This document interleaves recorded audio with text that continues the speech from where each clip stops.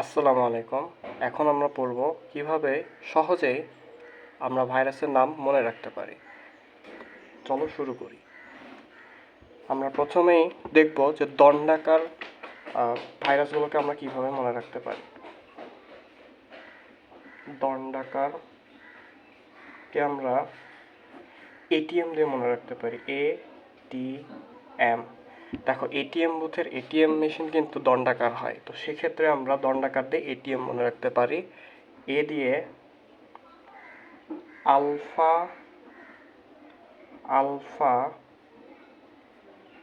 Mosaic virus, টিতে TMV, আর এমতে mum's. তারপরে গোলাকার ভাইরাসগুলোকে আমরা মনে রাখতে পারি গোল-টু PhD কোর্সে। দেখো, গোল দিয়ে আমরা মনে রাখতে পারি গোলাকার, আর টুতে মনে রাখতে পারি TIV, পিতে পোলিও, এইচতে HIV, আর ডিতে ডেঙ্গু। তারপরে গোলাকারের পরে ঘনক্ষেত্রাকার আমরা মনে রাখতে পারি ঘনক্ষেত্রাকার। দেখো, ঘনক্ষেত্রাকার ভাইরাসগুলোকে আমরা মনে রাখতে পারি হাবার কিউব দিয়ে। হাতে হারপিস, ভাতে ভ্যাকসিনিয়া, আর কিউব, যেহেতু কিউব ঘনক্ষেত্রাকার আকৃতির, ওই জন্য আমরা মনে করি হাবার কিউবতে হারপিস ভ্যাকসিনিয়া, বা এটাকে পাউরুটি আকারও বলা হয়। সিলিন্ড্রিক্যাল আমরা মনে রাখতে পারি ইবলিস দিয়ে। সিলিন্ড্রিক্যাল, ইবলি দে ইবোলা, আর দন্তস্বদে সিলিন্ড্রিক্যাল বা সূত্রাকার, মানে ইবোলা দেখতে সিলিন্ড্রিক্যাল বা সূত্রাকার। আর লাস্ট ওয়ান ডিম্বাকার ভাইরাস মনে রাখতে পারো ইন্ডিয়া ডিম্বমারো দিয়ে। ইন্ডিয়াতে ইনফ্লুয়েঞ্জা, আর ডিম্বোতে ডিম্বাকার। ইন্ডিয়া ডিম্বমারো, এক কথায় ইনফ্লুয়েঞ্জা ডিম্বাকার। তাহলে ইন টোটাল আমরা দণ্ডাকার পড়লাম এটিএম দিয়ে, আলফা মোজাইক TMV মামস, গোলাকার গোল-টু PhD কোর্সে, ঘনক্ষেত্রাকার হাবার কিউব, সিলিন্ড্রিক্যাল আমরা ইবলিস দিয়ে মনে রাখতে পারি, আর ডিম্বাকার ইন্ডিয়া ডিম্বো মারো। এখন আমরা আরেকটি সবচেয়ে গুরুত্বপূর্ণ টপিক, নিচের কোনটি RNA ভাইরাস, DNA ভাইরাস, নিচের কোনটি DNA ভাইরাস নয়, RNA ভাইরাস নয়, এটি খুব সহজেই মনে রাখতে পারবো। দেখো, আমরা প্রথমে RNA ভাইরাস দিয়ে শুরু করি।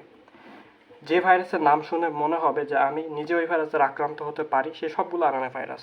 এক কথায় তুমি যে নামটা শুনবা, ওইটা শুনে, যে ভাইরাসের নামটা শুনবো, ওই ভাইরাসের নাম শুনে যদি মনে হয় যে ওই ভাইরাস দ্বারা আমি আক্রান্ত হতে পারি, তাহলে এগুলা সব RNA ভাইরাস।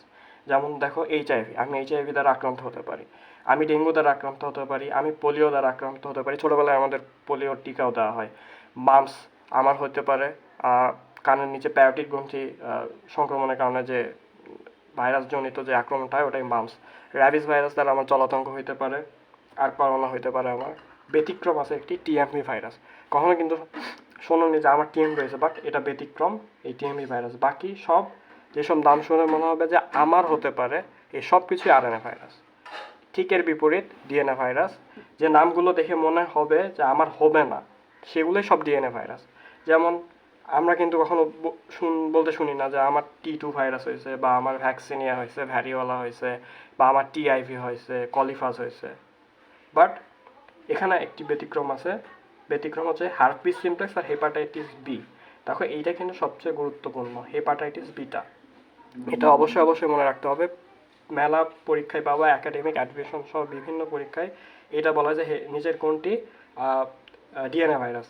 হেপাটাইটিস বি, এটা শুনে মনে হচ্ছে যে আমার হবে, হেপাটাইটিস বি আমাদেরই হয়, বাট এটা কিন্তু RNA ভাইরাস হবে না। এই ব্যতিক্রমটা অবশ্যই মনে রাখতে হবে। হেপাটাইটিস বি এবং হার্পিস সিমপ্লেক্স DNA ভাইরাস।